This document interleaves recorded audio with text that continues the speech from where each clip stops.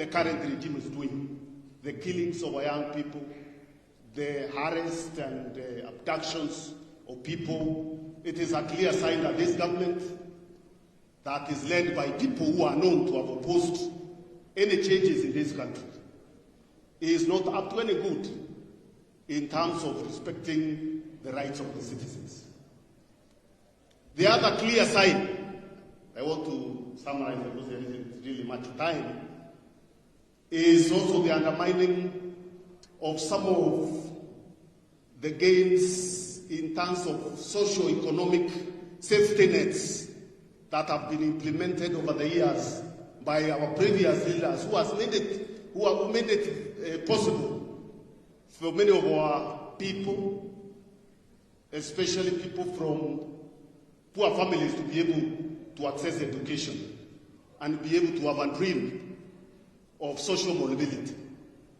And I'm happy this funding model is one of the key issues to be discussed this afternoon, where this government, very myopic,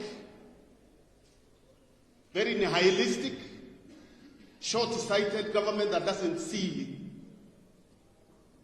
the value of preparing our young people to be able to play their role in this country by removing the benefits that have been there from the time of Kenyatta up to now.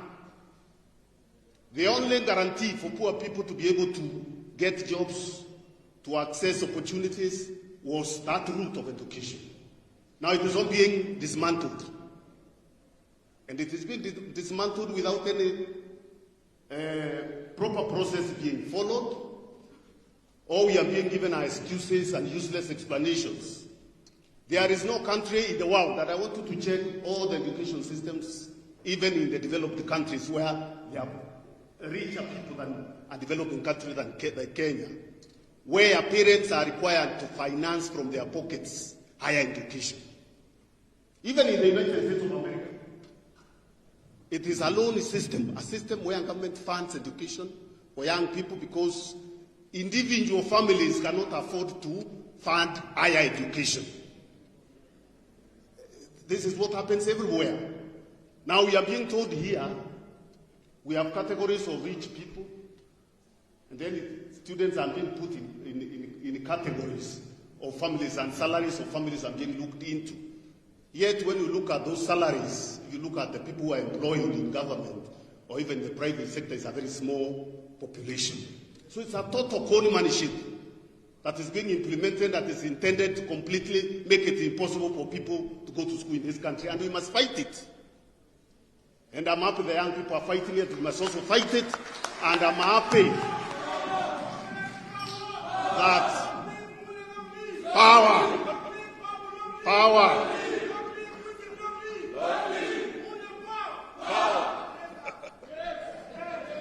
And I want to finish by saying that don't be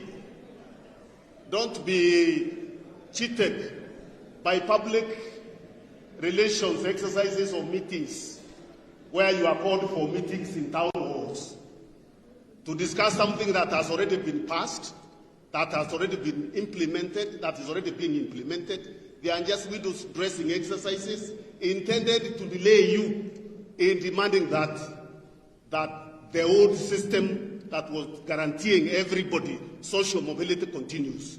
And therefore we are totally, as MIO, totally opposed to this system that is intended, like many other policies that are being implemented by this government, intended to exclude vulnerable people, exclude poorer families from accessing education. And they did all the policies this government has been implementing that is making sure that the money is left with them kuendelea kupora vile wanapora. Na tunajua ile wanataka kuendelea ni hiyo uporaji. Kwa hivyo sisi tumesema la, tunasimama na nyinyi, tutaendelea pamoja kuhakikisha hiyo policy mpya ya masomo haifui ndafu. Asanteni sana. Asante. Wapi makofi kwa Bwana Munya? Sisi kule Western tukisema la tunasema